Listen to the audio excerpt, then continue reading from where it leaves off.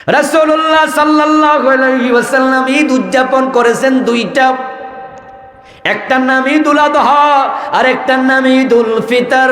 কিন্তু বাংলাদেশে এখন আর একটা ঈদ দারুণ ভাবে জমছে, ওইটার নাম ঈদে মিলাদুন নবী। যারা এটা বানাইছে তারা এখন স্লোগান দেয় সকল ঈদের সেরা ঈদ, ঈদে মিলাদুন নবী। অথচ রাসূলের বানানো দুইটা ঈদ নাকি সেরা না, মেড ইন চায়না, এটা সেরা বুঝি।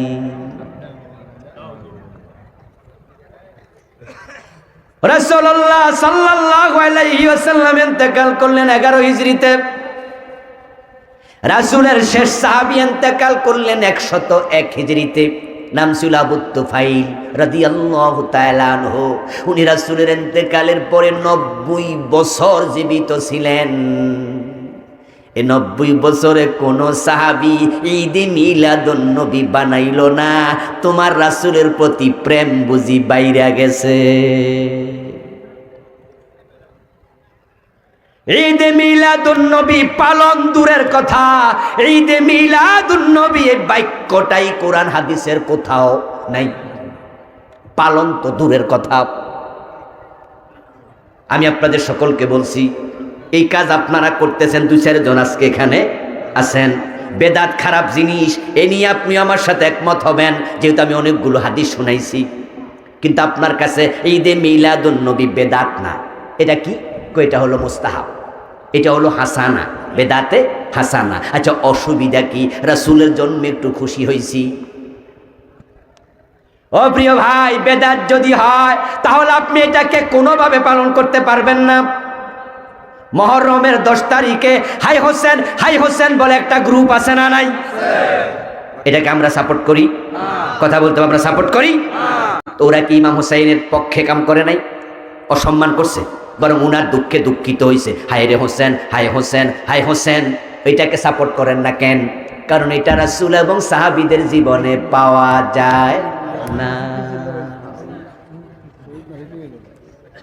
ইমাম হুসাইন রাদিয়াল্লাহু তাআলা আনহু ইন্তেকাল করলেন, শহীদ হলেন 61 হিজরিতে। কত হিজরিতে? কথা বলেন না কেন ভাইরা? কত হিজরিতে? সর্বশেষ সাহাবী আবু তুফাইল মারা যান কত হিজরিতে? এইমাত্র বলছি 101, 110 না, 101। তাহলে ইমাম হুসাইনের শাহাদাতের পরে 40 বছর সাহাবারা জীবিত ছিল। কিন্তু পরের বছর হাই হোসেন করছে কয়জন সাহাবী? ইবনে ওমর তখন জীবিত, ইবনে আব্বাস তখন জীবিত, ইবনে মাসউদ তখন জীবিত রাদিয়াল্লাহু তাআলা আনহুম। ইমাম হুসাইনের প্রতি শিয়াদের ভালোবাসা বেশি না সাহাবাদের ভালোবাসা বেশি? তো কোন সাহাবী হাই হোসেন করছেনি? না। হাই হোসেনের পক্ষে কে কে আছেন? হাত তোলা দেন। কেন নাই? ইমাম হুসাইনের পক্ষে তো মিছিল, উনার জন্য ভালোবাসা। কিন্তু আমরা বলবো না, রাসূলুল্লাহর ছেলে মারা গেছে রাসূলের জীবদ্দশায় 3 জন, উনার মেয়ে ছিল 4 জন। হযরত ফাতেমা ছাড়া বাকি 3 জন রাসূলের জীবদ্দশায় মারা গেছে। সন্তান ছিল মোট 7 জন, মরে গেছে রাসূল থাকতে 6 জন। রাসূল হাই কুলসুম কয়দিন করছে? আল্লাহর হাবিবের সাহাবারা যেটা করে নাই, রাসূলুল্লাহ নিজে যেটা করে নাই, এই জাতীয় কাজ সওয়াবের নিয়ত করলে এটার নাম বেদাতে সাইয়্যা। এবার আপনারা বলুন তো, যারা ঈদে মিলাদুন নবী পালন করে তাদের সওয়াবের নিয়ত আছে না নাই? তো সওয়াবের নিয়তে নতুন আমল আবিষ্কার করার নামই বেদাত। ও প্রিয় ভাইরা, আপনি এবং আমি নতুন কিছু বানাবো না। হ্যাঁ, রাসূলুল্লাহর জন্মদিবসে আপনি খুশি হবেন, আনন্দিত হবেন, আমিও খুশি, আপনিও খুশি। তাই বলে যদি কেউ রাসূলুল্লাহর জন্মদিবসে 2 রাকাত ঈদের নামাজ বানায়া দেয় ঈদে মিলাদুন নবীতে, আমরা খুশি হমু? তো নামাজ কি খারাপ জিনিস? খুশি হবেন না কেন? আরে প্রিয় ভাই, ঈদুল ফিতরে 2 রাকাত নামাজ আছে, ঈদুল আযহায় 2 রাকাত আছে, ঈদে মিলাদুন নবী তো অমুক পীর সাহেব 2 রাকাত সালায়া দিছে। এখন আপনি কইবেন যে নামাজ তো খারাপ জিনিস না, ফরজ, অনুমতি আছে না। রাসূল যাহা করেন নাই আপনি তাহা করবেন না। সাহাবারা যা ছাড়েন নাই আমরা তাহা ছাড়ব না। ইসলাম কোরআন সুন্নাহর মাপে হওয়া লাগবে। আচ্ছা, ফজরের নামাজের পরে আমাদের দেশে প্রায় মসজিদে দেখবেন সূরাতুল হাসরের শেষ 3 আয়াত পরে ইমাম মুসল্লি সবাই মিলে একসাথে। ফজরের নামাজ ফরজ নামাজ, যত ফরজ নামাজ আছে সব ফরজ নামাজের পর আয়াতুল কুরসি পড়ার সুন্নাহ বিধান আছে না নাই? সবাই মিলে একসাথে পড়ছেন কয়দিন পড়ছেন? অথচ হাদিস কিন্তু সূরাতুল হাসরের ব্যাপারে যে হাদিস আছে এটা হলো জয়ীফ। আবার বলছি, শেষ 3 আয়াত সূরাতুল হাসরের ফজিলতের হাদিস আছে জয়ীফ, কিন্তু সব ফরজ নামাজের পরে আয়াতুল কুরসির হাদিস হলো সহিহ। এখন আয়াতুল কুরসি কোনোদিন সবাই মিলে সমস্বরে পড়লেন না, তো সূরা হাসরেরটা সমস্বরে পড়েন কেন? দলিল কই? বরং কোরআনের দলিল তো এটার একবারে উল্টা। কোরআনে কি আছে এবার শুনুন, ওয়াইদা কুরিয়াল কুরআনু ফাসতামিউ লাহু ওয়া আনসিতু লাআল্লাকুম তুরহামুন। যখন কোরআন কেউ তেলাওয়াত করবে তখন তোমরা অন্যরা মনোযোগ দিয়ে শুনবে এবং চুপ থাকবে। এই আয়াতকে দলিল হিসাবে দিয়া আমরা হানাফি মাযহাবের আলেমরা ফতোয়া দেই ইমামের পিছনে সূরা পড়া যাবে না। ইমাম সূরা পড়ে আপনি পড়বেন কেন? আপনি শোনেন। তা আপনি ফতোয়া দিয়া ইমামের পিছনে সূরা ফাতিহাকে নাকচ করে দিলেন, সেই আপনি আবার মুসল্লি সবাই লইয়া হু আল্লাহুল্লাজি পড়লেন। কারণটা কি? এটা পাইলেনটা কি? বরং কোরআনের এই বিধানকে আপনি এখানে ভায়োলেশন করছেন। যেখানে শুনতে বলা হয়েছে সেখানে আপনি পড়তে শুরু করে দিলেন। আমার প্রিয় ভাই, আমাদের দেশের মানুষেরা যখন জিকির করে জিকিরের মাঝে তারা বেদাত বানাইছে। আস্তাগফিরুল্লাহ আযীম। জিকিরের ব্যাপারে কোরআনের বক্তব্য হলো উযকুরুল্লাহ কামা আল্লামাকুম, জিকির করো সেভাবে আল্লাহ শিখাইছে যেভাবে। জিকির করতে হবে আল্লাহর শিখানো। ওয়াদউ রাব্বাকুম খাউফাও ওয়া তামা তাদাররুআন ওয়া খুফিয়া, জিকির করবা বিনয়ের সাথে, জিকির করবা ভয়ের সাথে, এমনভাবে জিকির করবা ওয়াজিলাত কুলুবুহুম, তোমার অন্তর বিগলিত হয়ে যাবে। কিন্তু জিকির করতে করতে বাঁশের আগায় উঠা যায় একদল আছে না না? জিকিরের ঠেলায় ফির সাহেবের কান দুইটা চাপ মারে।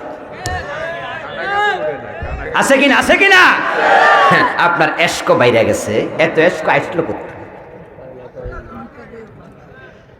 বরং ওদের এই আচরণগুলো যখন ইউটিউবে যায়, গুগলে যায়, ইসলাম বিদ্বেষীরা ইসলামকে নিয়ে তামাশা করে, ঠিক না? কি পাগলের আচরণ! জিকির করতে করতে স্টেজের মাঝে লাফ দিয়া উঠা পীর সাহেব হুজুরে কান্দে সাইপে ধরা হওয়াইয়া দেয়, মাইক টাইক কাইরা নিয়ে ফালাইয়া দেয়, ঠিক না? বিনয় কোথায় তোমার? বিনয় কোথায়? জিকির করতে করতে লাফাইতেছে, মাথা ডুলতেছে, কোদাইল্লা জিকির, করাইটা জিকির, হোয়া জিকির, বসা জিকির, কুরাইল্লা জিকির। আছে না? আছে না? আপনি দেখবেন যে কত কিসিমের জিকির যে বানাইছে। কারেন্টের জিকিরও আছে, দেখছেন? দেখছেন এই কারেন্টের জিকির দেখছেন? কিছু ভাই দেখছেন? হ্যাঁ, জিকির করতে করতে পীর সাহেবের কাছে যায়, উনি সোয়াই দিলে এমন ভাবে যে কারেন্টের মতো লাফায়। এটার নাম দিয়েছে বলা পায়নি কারেন্টের জিকির।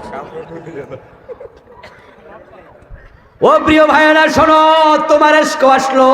রাসূলুল্লাহ জিকির করেছেন, সাহাবারা জিকির করেছেন, তারা কখনো গাছে ওঠে নাই, রাসূলুল্লাহর কাঁধের মাঝে উঠে চাপ দেয় নাই, তারা কখনো বেয়াদবি করে নাই। এখন পীর সাহেব হুজুরকে তুমি বেজ্জতি করছো, গারে ধরে শোয়া দিছো।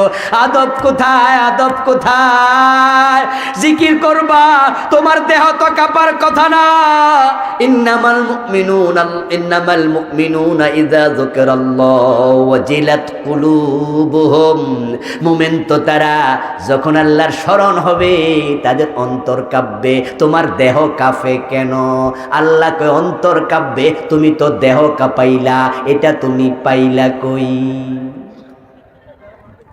জিকির করতে করতে পুরুষ লাপায়, মহিলা লাপায়, ঢোলও বাজায়, তবলা বাজায়, এমন জিকির আছে না নাই?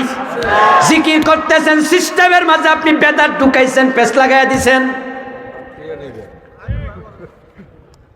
জিকির করতেছে হু হু হু। তা আমি জিজ্ঞাসা করলাম আমার এক ওস্তাদকে, ওই মজলিস আমি ছিলাম যেখানে হু হু জিকির চলছে। ওস্তাদ এটা তো বুঝলাম না কি, বোঝন লাগবো না, করো। ছোট মানুষ বুঝবা। তা আমি, উনি আবার মামা লাগতো সম্পর্কে, ওস্তাদ মামা। আরে মামা কেন বুঝবা না, বুঝাইলে তো বুঝু। আরে বেটা কোরআনে আছে লা ইলাহা ইল্লাহু, এই যে পাইছত হু হু। রাসূলুল্লাহ জিকির শিখাইছে, আফজালুজ যিকরি লা ইলাহা ইল্লাল্লাহ, শ্রেষ্ঠ জিকির হলো লা ইলাহা ইল্লাল্লাহ। এখন আমাদের দেশে কত হাজার হাজার আলেম আছে, তারা মাজা ভাঙ্গা দিছে, কয় ইল্লাল্লাহ ইল্লাল্লাহ। এমন আছে না নাই? আজকের মাহফিলও 2-4 জন আছেন। অথচ আমি সিরিয়াসলি বলছি, শুনুন প্রিয় ভাই, প্রিয় নবী জীবনে একবারও ইল্লাল্লাহ জিকির করেন নাই। কোন সাহাবী কোনদিন ইল্লাল্লাহ জিকির করে নাই। আপনি বলবেন জায়েজ, আমি বলবো না জায়েজ, এ ঝগড়া আমি যেতে চাই না। আপনি হরফে ইস্তিসনা, মুস্তাসনা মিনহু, মুস্তাসনা, ইল্লাল ইসখির, আরো কত দলিল দেবেন। আপনি কোরআনে বলবেন ওয়া মাইয়াগফিরুয যুনুবা ইল্লাল্লাহ, ইল্লাল্লাহ শব্দ তো কোরআনে আছে। তো আমি বলবো ইল্লাহু তো কোরআনে আছে। ইল্লাহু ইল্লাহু কোনোদিন তো করলেন না, তো ইল্লাল্লাহ আপনি পাইলেন কই? আপনি বলবেন জায়েজ, আমি বলবো না জায়েজ, এই ঝগড়া দরকার নাই। আমি আপনার বিবেকের কাছে প্রশ্ন রাখি, রাসূল যেভাবে শিখাইছে ওইভাবে জিকির করা দরকার আছে না নাই? তো রাসূল শিখাইলেন পুরাটা কালেমা, আপনি মাজা ভাঙলেন কেন?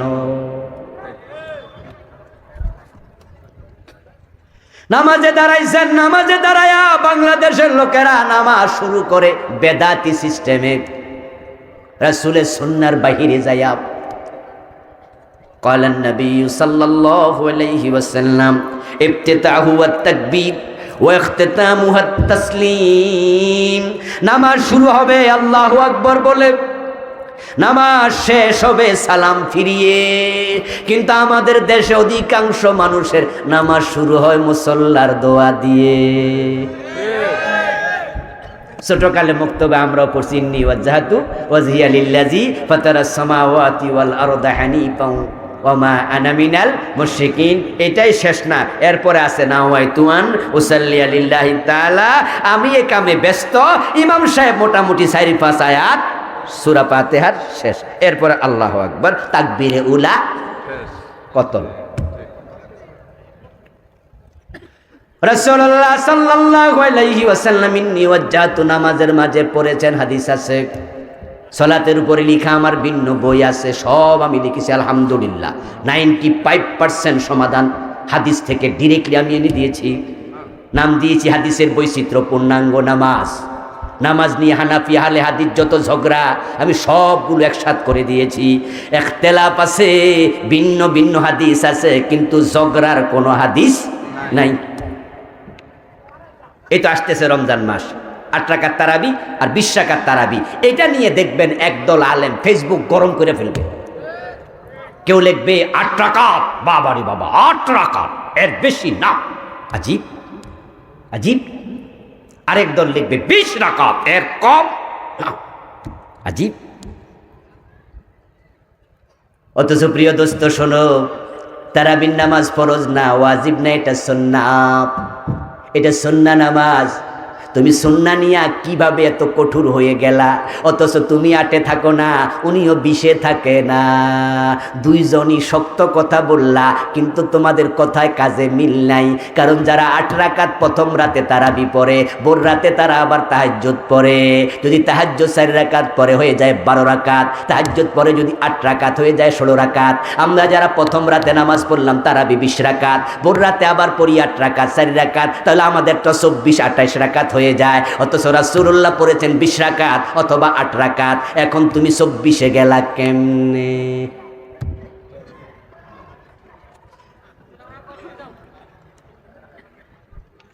কথা কি বলছেন? একটু পেঁচ লেগে যেতেছে না? আমাদের আব্দুল্লাহ জাহাঙ্গীর স্যারের নাম শুনছেন? রাহেমাহুল্লাহ, আল্লাহ জান্নাত নসিব করে, বলেন আমিন। চমৎকার আলেম ছিলেন, মুতাদিল আলেম, মুতাওয়াসসিত আলেম ছিলেন। উনি বলতেছেন, এক আলোচনা শুনলাম, উনি এক রমজানে কোথাও যাচ্ছিলেন, রাস্তা দিয়ে গাড়ি নিয়ে, নামাজের সময় হলে এশারের নামাজ পড়ার জন্য মসজিদে ঢুকলেন। ঢুকে দেখেন মসজিদে দুই দল মুসল্লি মোটামুটি ঝগড়া পাসাদে লিপ্ত, একবার মারামারির কাছাকাছি। উনাকে দেখেই সবাই বলল, আরে আরে আরে থামো, হুজুর এসে গেছে। যে দুই দল ঝগড়া করছো, থামো তোমরা, হুজুর এসে গেছে। আব্দুল্লাহ জাহাঙ্গীর স্যারের কাছে গিয়ে দুই দল এবার অভিযোগ করতেছে, স্যার এই উনারা বলতেছে 20 রাকাতের নিচে চলবে না, আর আমরা বলছি 8-এর উপরে চলবে না। ইমাম সাহেব পড়ছে বিপদে। ইমাম সাহেব কয়জন? মুসল্লি কয় গ্রুপ? ওই যাবো কোন দিকে? এখন আব্দুল্লাহ জাহাঙ্গীর স্যার বলতেছে, ড্যাটস ওকে, একটু থামেন। আচ্ছা 20 রাকাতের পক্ষে কে? তারা হাত তুললো, স্যার আমরা। দলিল আছে? হ্যাঁ হাদিসে দলিল আছে। আচ্ছা 8 রাকাতের পক্ষে কে? ওরা হাত তুললো, স্যার আমরা। 8 রাকাতের পক্ষে দলিল আছে? কজি স্যার দলিল আছে। তাহলে 20 পক্ষ দলিল আছে, 8-এর পক্ষ দলিল আছে। এখন যে ঝগড়া করছেন ওই দলিলটা আগে দেন।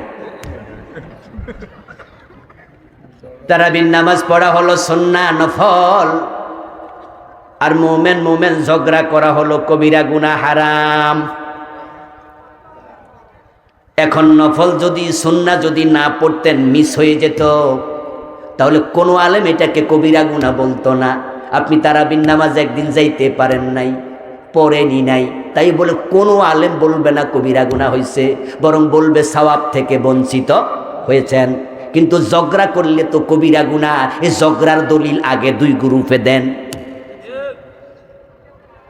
قال النبي صلى الله عليه وسلم صلاة الليل مثنى ومثنى رواه البخاري। প্রিয় নবী বলতেছেন রাতের নামাজ 2 রাকাত 2 রাকাত। এর মানে তুমি যদি 2 রাকাত করে করে পড়তে চাও পড়ো। এজন্য মালিকি মাযহাবে তারাবি 36 রাকাতের বর্ণনাও আছে। কিন্তু আপনি এবং আমি যে বাড়াবাড়ি করছি এটা নাই।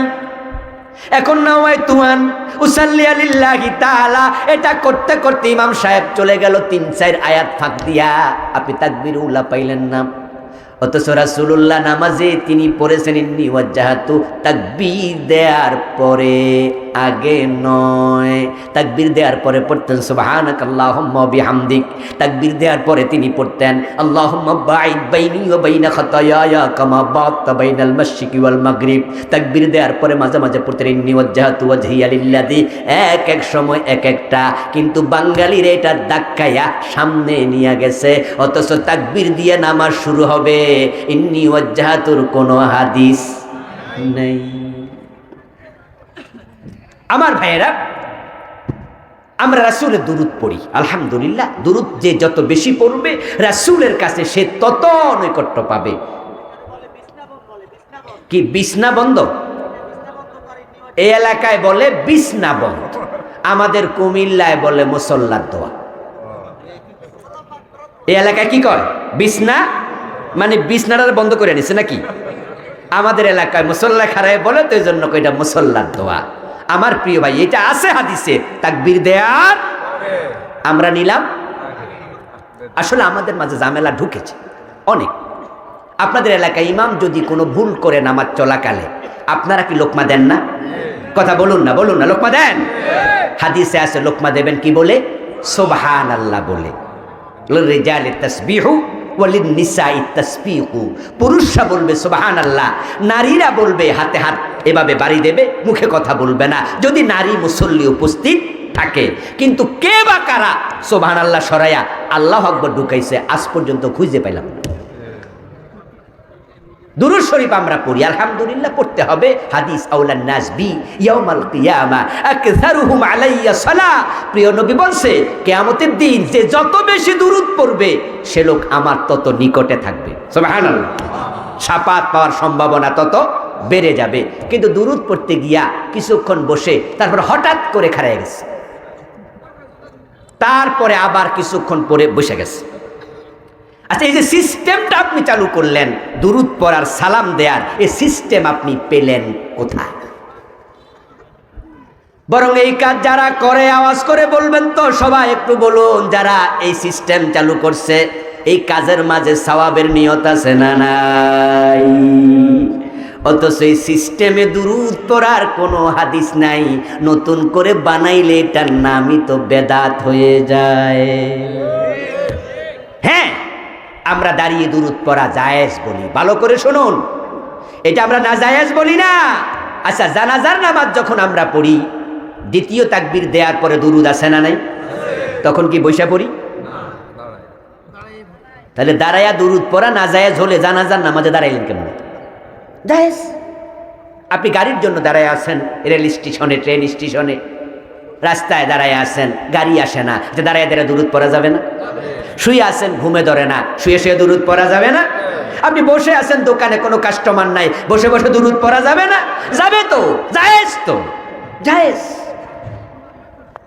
কিন্তু আপনি বললেন যে না হুজুর, দাঁড়াইয়া পড়লে সওয়াব বেশি, বসলে বেয়াদবি হয়ে যায় না? রাসূলকে সালাম দেবেন, আপনি একটু বসে বসে কেমন হয় আপনি যুক্তি দিচ্ছেন। তাহলে আমার প্রশ্ন আপনার কাছে, আত্তাহিয়াতুর মাঝে সালাম কি আপনি দাঁড়াইয়া দেন? আসসালামু আলাইকা আইয়ুহান নাবিয়্যু ওয়া রাহমাতুল্লাহি ওয়া বারাকাতুহু। এই যে রাসূলকে আইয়ুহান নবী বলে আপনি আত্তাহিয়াতুতে সালাম দিলেন, যদি রাসূলকে বসে সালাম দিলে বেয়াদবি হতো, তাহলে রাসূল বলতেন সালামের সময় টুক করে দাঁড়াইও তারপরে বইও, কইতো? কইছে রাসূল? এখন সিস্টেম আপনি চালু করে দিলেন, এটা পেলেন কোথায়? বরং এ কিয়াম জায়েজ না না জায়েজ তা নিয়ে ঝগড়া শুরু। আপনি আদব খুঁজতেছেন। হ্যাঁ, কি সুন্দর যুক্তি দেয়। ক্লাসে যদি টিচার আসে তাহলে দাঁড়াইয়া সালাম দিতে পারো, বাবা যদি সন্তানের সামনে আসে দাঁড়াইয়া সালাম দিতে পারো, রাসূলকে দাঁড়াইয়া সালাম দিবা না? কই যারা দেয় না তারা বেয়াদব। আহা, কি কথা রে বাবা। তাহলে দাঁড়াইয়া সালাম দিতে হবে, বসে দিলে বেয়াদব হইলে তুমি তো 5 ওয়াক্ত নামাজে চরম বেয়াদবি করতেছো, ঠিক না? আত্তাহিয়াতুর মাঝে প্রতিদিন বেয়াদব হইতেছো, তোমার যুক্তিতে তুমি বেয়াদব হচ্ছ। যুক্তির নাম ইসলাম না, দলিলের নাম ইসলাম। দলিলের বাইরে কোনো ইবাদত করা যাবে না, যাবে না, যাবে না। সম্মানিত ভাইয়ের, আজকে আর আমি আগাবো না সামনে। কিছু প্রশ্ন ইতিমধ্যে আমার সামনে এসে গেছে, আপনারা শুনতে চাইলে জবাব দেব। আর আমার এই বইটা 28টা, আমি তো 38টা লিখছি, 4-5টা আনা কইছি। দেবের সাহেবের কাছে পাবেন, বাকি 6টা বই সহ ওখান থেকে নেবেন ইনশাআল্লাহ।